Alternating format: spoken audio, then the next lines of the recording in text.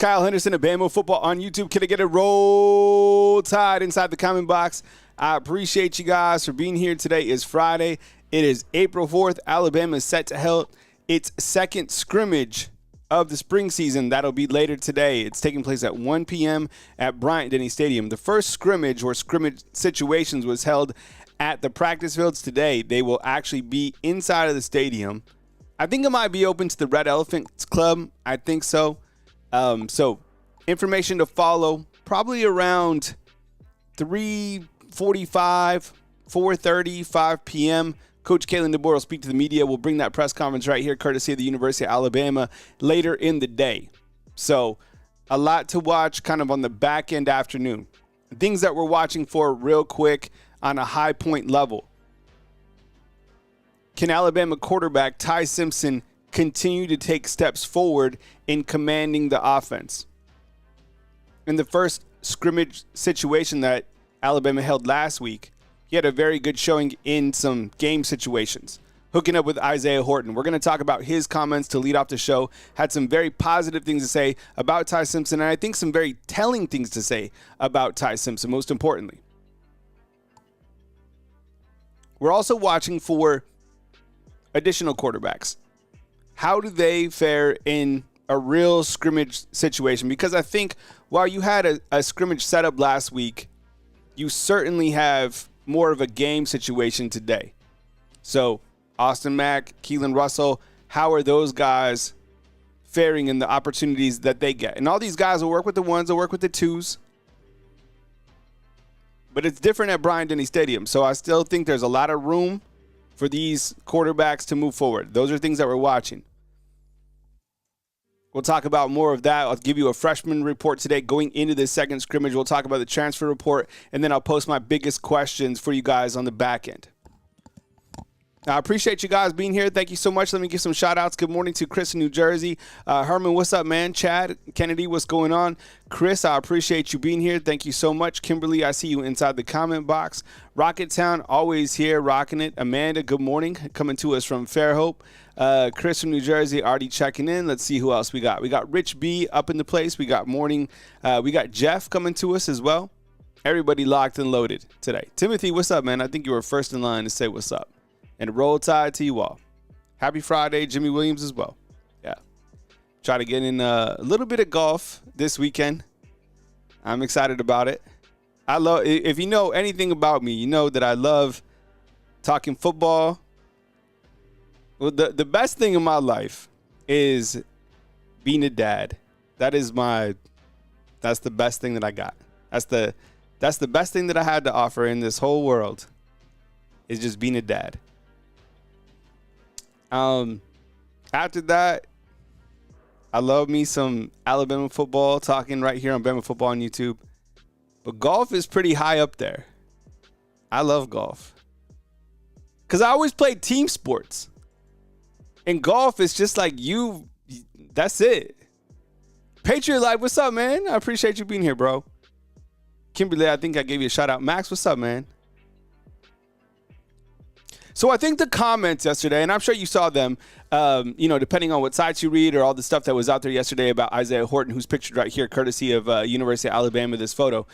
And Isaiah Horton, I think, had some very telling words yesterday in an interview that he gave with the Crimson Tide Sports Network. I'll high point it here. He said that him and Ty Simpson have a history. Now, if you're like, who's Isaiah Horton? Let me back up the tracks a little bit. You have Isaiah Horton, who's a big-time transfer from Miami, and he's already turning heads here at Alabama. I have him in my starting lineup right now, along with Ryan Williams and Jeremy Bernard. Is that going to take away reps from Ryan Williams? Absolutely not. It's going to make Ryan Williams that much more dynamic because of the wide receiver that he is. Jay Bake, what's up, man? I see you coming to us from Gulf Shores. So yesterday, he's like, look, Ty Simpson and I have a history. They're both from Tennessee, and they played together in 7-on-7. He said, that's my guy when talking about Ty Simpson, okay? He's like, that's one of the main reasons that I came to Tuscaloosa was Ty Simpson. And he said these two things. He said, Isaiah Horton said that he believes in Ty Simpson as a quarterback. Very telling right there. And then also said that they already have a chemistry. And you saw that in the first scrimmage situation last week where the two linked up for 2 or 3 touchdowns. So really good comments by somebody who's already turning heads. I'll give you a transfer portal report in just a minute on terms of guys who transferred in and how they're faring in the springtime. Chad asked inside the comment box, I have a question, Kyle. Should we have let Bach gone in the transfer portal? No, I don't think so. I think a player like Jalen Mbakwe is dynamic enough to get on the field in some sense. And I'm going to talk about Jalen Mbakwe in the back of this particular show. But no, I think so him and Ryan Williams kind of like a package deal at this point in time. And I feel that while Ryan Williams is like a super mega star, Jalen Mbakwe will get him at some point in time, at some point in time. It might not be right now in the springtime. It might have to, think about this. Jalen Mbakwe returns 1 punt for a touchdown or something like that. He's going to get the limelight. He's too dynamic of an athlete on whatever. If he wants to play receiver, defensive back, to let go. He's an in-state guy. I think it was admirable of Alabama to step up and however they did to keep him. Now, is it going to be hard for him to get on the field at the receiver position? 100%. Because of the guys that you currently have. But if he can be patient, I think he'll definitely get his opportunity. And who knows, maybe he's the first true two-way player that Alabama's had in a long time. I haven't heard about him playing any defense. I'll talk more about Jalen Mbakwe on the back end. But I think it tells you a lot about Isaiah Horton, and most importantly, I think it tells you about the quarterback position right now with Ty Simpson. These guys believe in Ty Simpson. That's a good thing. While these other quarterbacks get going, and while they continue to build themselves up and build continuity with the teammates, you want upperclassmen to start talking about believing, chemistry. That's good, right? So I thought that was a really good update yesterday. So going into the second scrimmage, and I know a lot of you guys are just checking in right now, Alabama will hold its first scrimmage. I guess you could call it the second scrimmage because they had scrimmage-like situations in the last week. But today at 1 p.m. at Bryant-Denny Stadium, they'll be literally in the stadium practicing. I think the Red Elephant Club is able to watch. So you're gonna hear way more nuggets today than you did last time. So be expecting another video to roll out 4 p.m., 3:45. You have Coach Kalen DeBoer, and then I might package something for later on. I'll let kind of all the nuggets sink in.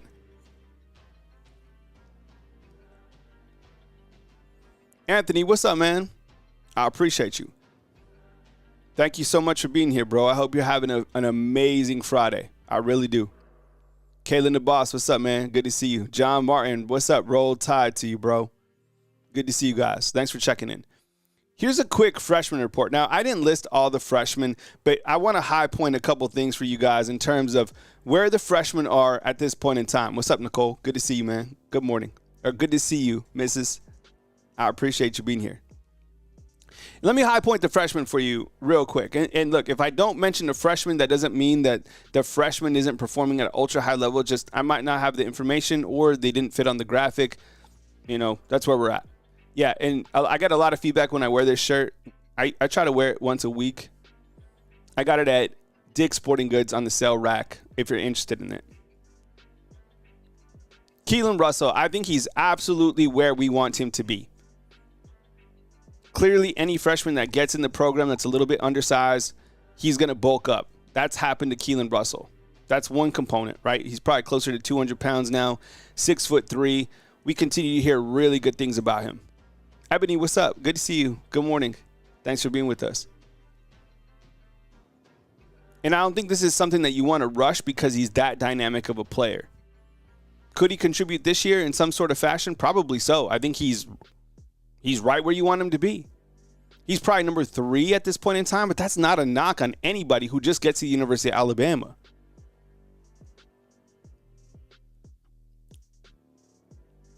So he's doing his thing, and one thing that you hear about him, and if you listen, kind of read between the lines with Ryan Grubb, talking about he has a wide vision of the field. Able to see things at a wide vision. That's what you want from your quarterback. You don't want a quarterback to be laser focused on one wide receiver, because then you can't operate the offense at the highest level. You got to be able to see what's the point of having 4 wide receivers or 5 wide receivers or 4 in a tight end if you can't see all of them. If you're just locked on one wide receiver, it doesn't make your offense work, right?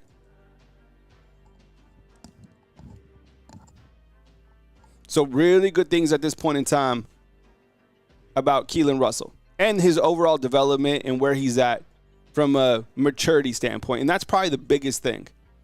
People always talk about freshmen that can get on the field, maturity. I think probably 2 of the players that are going to really push for time are Dejon Lee and Lazier Brooks. Let me start with Dejon Lee, the corner. You're going to have Xavier Brown at corner. You're going to have Damani Jackson. But I think Dejon Lee, what he's going to bring to the field is going to be hard to keep off because of his size and his length.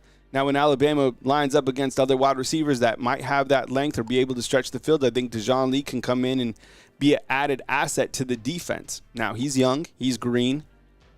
Is he going to get cooked? I hope not. But every single corner got cooked last year that played. And there was a lot of corners that played last year that got absolutely cooked. But Dejon Lee, he's been battling against Ryan Williams. He's been battling against Isaiah Horton, Jeremy Bernard. That is going to help you grow up in a hurry, 1,000,000%. So Dejon Lee has been absolutely the guy. 5-star status, same with Keelan Russell. Those guys, those 5 stars, absolutely coming in and performing at that highest level. Justin Hill. And I'm going to talk about that wolf position here in a little while. I think when you look to that particular position, you have so much depth. That would be the position that I would want to coach. Maybe wide receiver. But then after that, I'd want to coach the wolf position because it's such an athletic position and you have so many options to choose from, completely stacked, right? Now, it's going to take a little bit of time for those guys still to get on the field as well. But with Ja Latham coming back, Quay Rusau coming back, those are your vets. Quay Rusau voted to the Leadership Council team, which is a big honor for him. He's number 4. He's returning. And then you have other guys like Yanzi Pierre, Noah Carter, Justin Hill, Cavante Henry. Think about how loaded that position is at Alabama. Completely stacked. Lazier Brooks at the wide receiver position. I don't know where he's going to fall in terms of the depth chart right now, but I know he made some plays in this scrimmage situation last week, and he's been turning heads. Very dangerous with the football. Now, how many receptions does he get this year? I don't even know if I want to put an over-under for something like that, but I think he'll play. I think he's ready to play, and I think his overall skill set at that slot position just probably makes him a nightmare to match up with. I mean, you've heard veterans like Bray Hubbard talk about guarding him or trying to. Man, Lazier Brooks, he just hasn't. I love that he's wearing 17, Jalen Waddle, right? Brandon Woods inside the comment box. What's up, man? He says, good morning, Roll Tide. I'm excited about Justin Hill. He looks like a monster, only a freshman. Chris chimes in and says, Kyle, what's up? Headed to Rosemary. That's what's up, man. Rosemary. That's the real life, man. The 30A. That's some good living down there for sure. 100%. Melon G's is talking Zay Mincy or Red Morgan. Man, those are 2 players now in second year that are absolutely quality. Red Morgan played a lot last year, and Zay Mincy had a hell of a game against Michigan at that safety position. I kind of feel that depending on the steps that Zay Mincy takes forward, maybe Zay Mincy pushes for a starting spot at safety. I don't know. I want to see, kind of how things shake out, but Zay Mincy's that good. He's that good of a player. All right, bottom level right here, a couple other freshmen that I'm talking about. Alabama going into its second scrimmage this Friday, 1 p.m. Look for a video from Coach Kalen DeBoer to drop around 3:45, and then I'll package some stuff up later in the day as we move forward. Abdul Sanders, according to Charlie Potter, Bama Online, he had a really good showing in the initial scrimmage, which is great. Another guy came in from the West Coast. And the inside linebackers right now are getting an opportunity to play more because Deontay Lawson's out, Justin Jefferson's out. So you're seeing more younger inside linebackers contribute at a higher level. Ivan Taylor, let's not forget about him. I think because the secondary is so loaded with kind of a mix of second-year players and a few vets, a guy like Ivan Taylor you might lose sight of, but I wouldn't, because he's a guy that is going to be another foundational piece of year 2 under Coach Kalen DeBoer. Now, I've heard some good things about him, plain and simple, as well.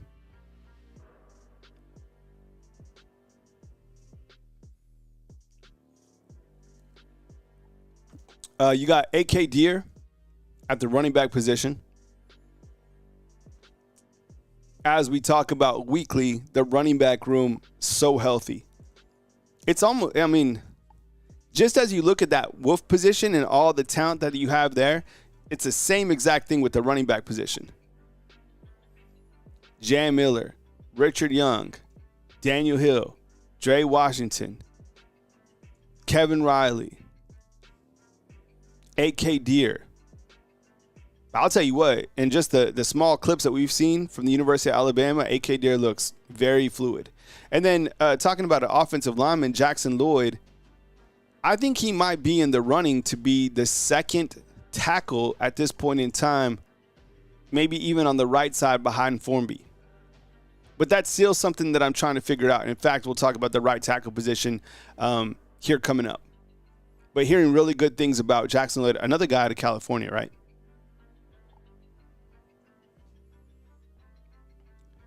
Before I move on to talk about position battles going into the second scrimmage, can you list, inside the comment box, can you list one freshman, or list two, let's list two, that you've heard about that you think that has been, you know, from the sites you read, the other shows you watch here on YouTube, things you've seen with your own eyes. Who are two freshmen that you feel have stood out so far? Two freshmen so far. Joe Crooms inside the comment box, rolling with Lazier Brooks and Jackson Lloyd. Those are his favorite.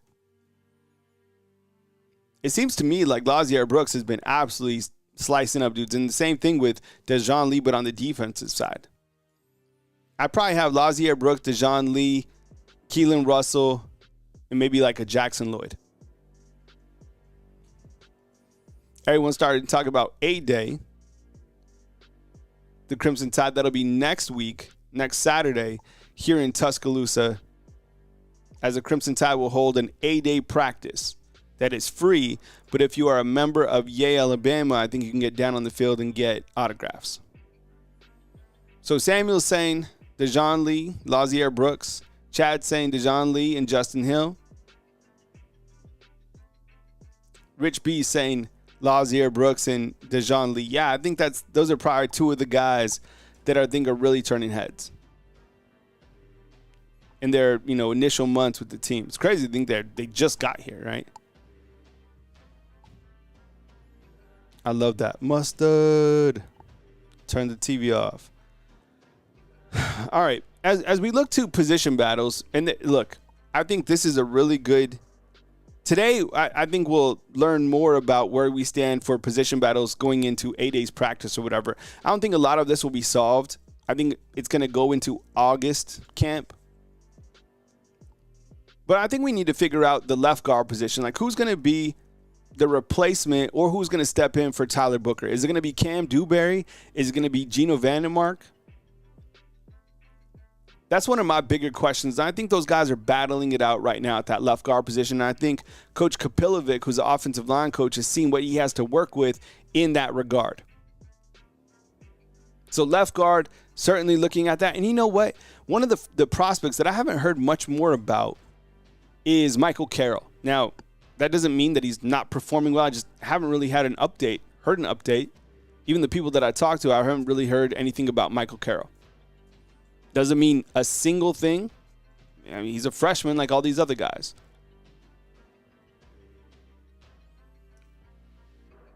Now, at the right tackle position, I feel that if Alabama was to play Florida State this Saturday, that Wilcom Formby 1,000,000% is the right tackle. 1,000,000%. Like, he is the starter. But my biggest question at the right tackle position is who's after him? Who's after Wilkin Formby? And is that Jackson Lloyd? Is that Olas Allen? And I know Olas has been working at left tackle behind Caden Proctor.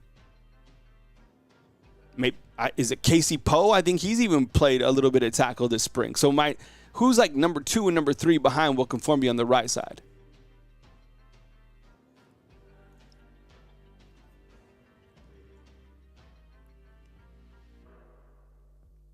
Chad talking about Caleb Downs at the safety position.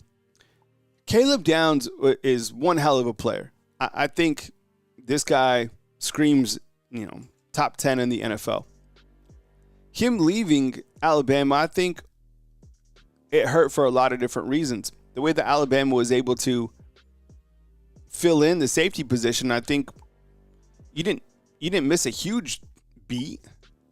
Keon Sabb held his own for kind of the middle part of the season, and then when he got injured, Bray Hubbard stepped in and played at a very high level. Very high. So, and that's how it goes. You'll lose quality guys here. It just shows you how deep a program like University of Alabama is. Now, Caleb Downs is certainly an exceptional player. I think he's truly dynamic. I mean, if he's here, come on, he's starting. But he moved on, and Alabama was able to move on as well, and that's how things go. I think at that Wolf position, I don't know who will be. I would imagine it's Quay Rusa who will be number 1, but you also have Jamarian Latham returning. So do those guys swap as number 1 and number 2? I don't know. And then you also have Yanzi Pierre there. You also have Noah Carter, right, who will be in his second year. You have Justin Hill, who's been looking fantastic. And then behind him, you also have Cavante Henry, who I haven't heard a lot about as well.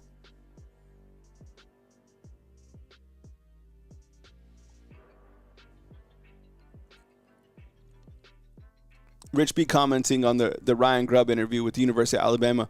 Yeah, he just screams to me head football coach.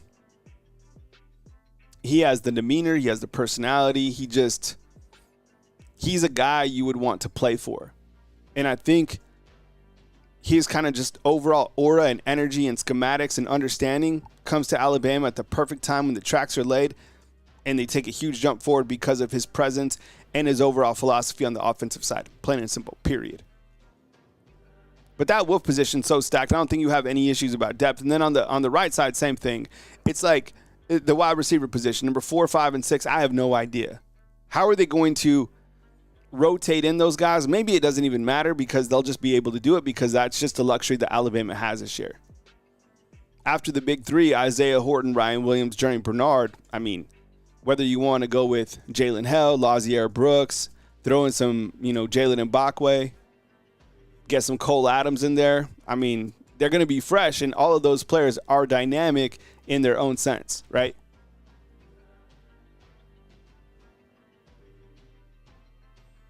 Crimson Angel chimes in and he says, Kyle, we don't speak about Downs, but he was a coward. We don't think about cowards that left for the wrong reasons, like chasing the bag and the coward's way out and quit on his brothers, so we don't speak of him.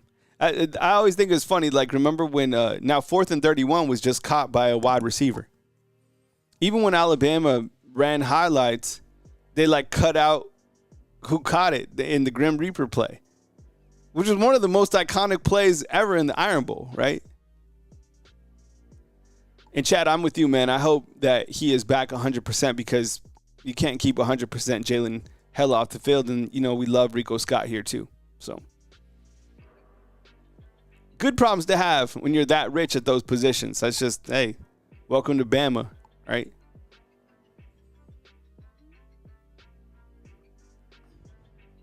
These are the things that I'm most interested in. Hey, Wade, thanks for becoming a fan funder. We appreciate that. Yeah, other ways to support. I'm on Venmo, Cash App. But if you want, Super Chats, obviously welcomed. If you want to become a fan funder, all those things help a content creator like me move forward. And I really appreciate your guys' consideration in doing that and just being here on Bama Football on YouTube or checking out our Facebook account. Appreciate it. Thank you so much. But 2 of the biggest questions that I have right now revolve around these 2 players. I mean, the first thing is Keelan Russell. Like, is this the year of him? With LT Overton coming back and him being one of the top players in all of college football, I haven't really heard much about Kelby Collins, but he transferred in from Florida. You have Keon Keeley right here at that bandit position, who they moved from that wolf position. And then you also have Jordan Renaud, who I think is also really good. If you really look to Alabama's depth at every single position, loaded. There's a couple areas that I have concerns about just because like a lack of experience, but a lot of these year 2, year 3 guys should be primed for a big season when their name is called. It's just like Keon Keeley, I think, is in a tough spot because LT Overton decided to return. That's the same reason that Justin Okoronkwo left, is because Alabama's Deontay Lawson came back after his injury. Keon Keeley also wearing a new number this year. I think he's number 9 this year. But I think if you asked Alabama football fans, who are you most curious about? Like, in their career here at Alabama the last year or two, I think Keon Keeley would be one of those players, 100%.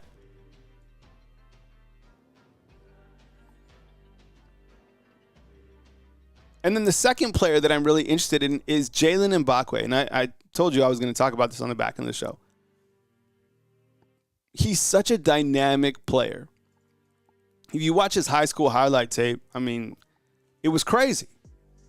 Couldn't stop him. He beat Ryan Williams head-to-head, right? Clay Chalkville beat Saraland. He moved from defensive back to wide receiver. He did enter the transfer portal for like a day. Alabama figured out a way to keep him here. I don't know if that meant paying him or, saying, hey, we'll put you at receiver. I have no idea. But he decided to stay. And now you look at the logjam of wide receiver. You look to the fact that you already have your defensive back set.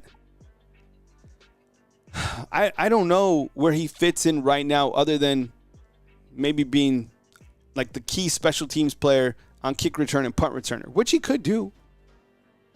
But I don't personally think right now that Jalen Mbakwe, from what I hear, is ahead of like a Cole Adams or a Jalen Hell, right? The scrimmage, everyone, is at 1 p.m. 1 p.m. the scrimmage starts and it'll end by like 3:30. Coach Kalen DeBoer will talk to the media, so come back for a later video, probably around that 3:45 window. And then I'll package something else with like nuggets, news later on today. And West Coaston's right. I mean, when you brought in Isaiah Horton, a bigger wide receiver on the side, Jerry Bernard's going to work the opposite side of the field. You're going to slide in Ryan Williams at the slot position. That was probably where Jalen Mbakwe was going to play. Oh, and Melon Jesus, I think that Jalen Mbakwe and Ryan Williams are 1,000,000% a package deal. I mean, they have the podcast, right? They just brought on Drake Kirkpatrick Jr., which is cool. But yeah, I think those guys are 100% tandem. And I think it's just as simple. Like, we all know that Mbakwe has the capabilities to play. It's just, it might take him one more year to truly see playing time. That's just it. Could he go somewhere else? Yeah, but why? Stay here, continue to build. You're linked up with Ryan Williams. Ryan Williams is going to put Jalen Mbakwe on a whole nother stratosphere. It's going to take one punt return for Jalen Mbakwe to go superstar status as well. And then next year, you be the guy. Or yeah. Exactly. Jordan's right. Like, you come off the field, you play when you need to. You be a team guy.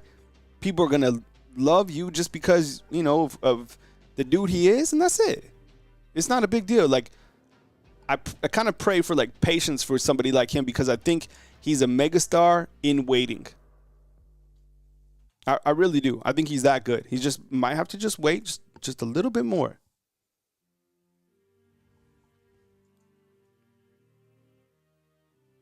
And, good things come when you're very patient. You try to rush and you're just like, oh man, I'm not playing right now. And he'll have to, I think for Jalen Mbakwe, he'll have to understand that Ryan Williams is going to go supersonic again. His best friend, he's going to just have to practice like mudita, right, for him. Talk a lot about mudita as basically being happy for someone else. But when your chance comes, it will come. It might not be right now, but it'll come. So we're all rooting for Jalen Mbakwe. It just might take a little bit more time in terms of, kind of where we're at. Let me talk about the transfer report real quick.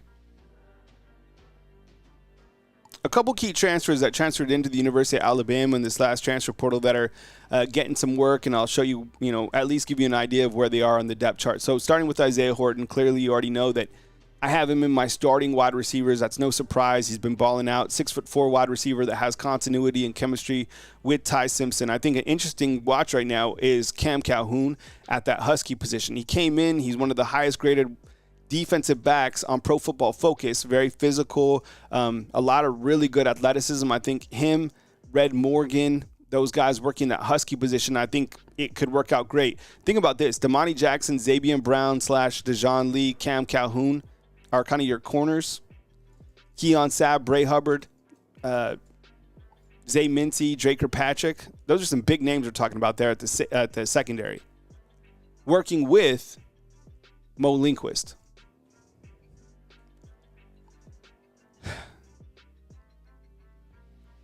Hey, Raphael Jones, what's up, man? I see you inside the comment box. Good morning to you, bro.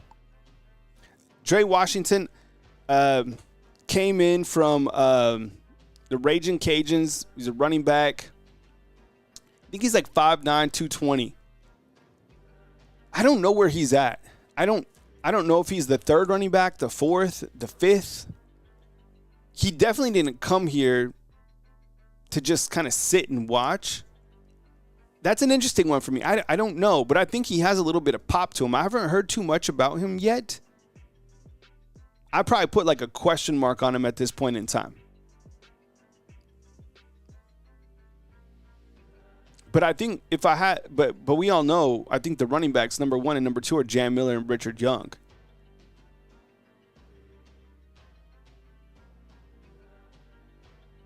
And Smooth Morals inside the comment box talking about Deshaun Jones at that Husky position being the projected starter. Yeah, I think, you have him. He was a transfer in last year. So you have him, Cam Calhoun, Red Morgan. That's a lot of talent, man. Shoot. And then on the far side, Nakai Hill-Green came in from Colorado. He had 82 tackles, and I think he'd probably be a starter if Alabama played this Saturday. But just keep in mind, Justin Jefferson out, Deontay Lawson back out, and you have a couple young guns right now getting reps. Caden Jones, Abdul Sanders. So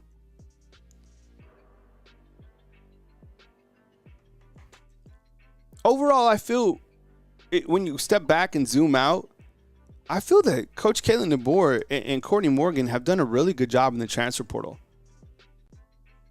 I know it's early and there's only been one season, but just kind of a list of all the players that they brought in. They're not all going to be like home runs, but they've all been pretty solid. I thought Coach Saban, clearly did a good job in the portal, but from the jump, I think Kalen DeBoer and Courtney Morgan have executed a really good transfer portal plan. And I feel, after the dust settles and we have the spring practice next Saturday, we'll have a good indication of where they might go in the transfer portal to bring a couple guys in. And look, guys are going to transfer. I have no idea who. I think looking at the depth chart, we could maybe assume, but I mean, until a guy has actually hit the portal, we just be guessing at this point in time.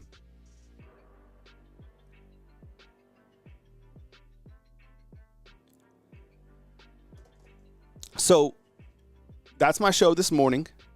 What to watch later on today. There'll be a lot of meat later on in the day. And I know it's Friday, but they are having a scrimmage. It starts at 1 p.m.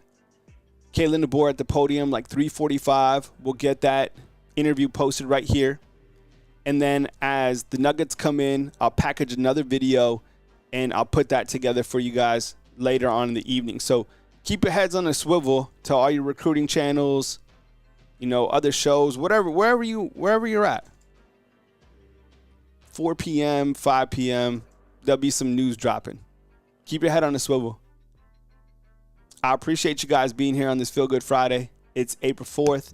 Stay where your feet are. Stay blessed. Take care of your mind, your body, your soul. Be good people. I'll be back later in the day as we'll have a bunch to talk about. Coming to you from beautiful Tuscaloosa, Alabama on this fine Friday, April 4th. Kyle Henderson, Bama Football on YouTube. I love you. I appreciate you. Thanks for watching, and I'll catch you soon as news happens later on in the day after Alabama holds its scrimmage, wrapping up around 3:30 or so. Take care.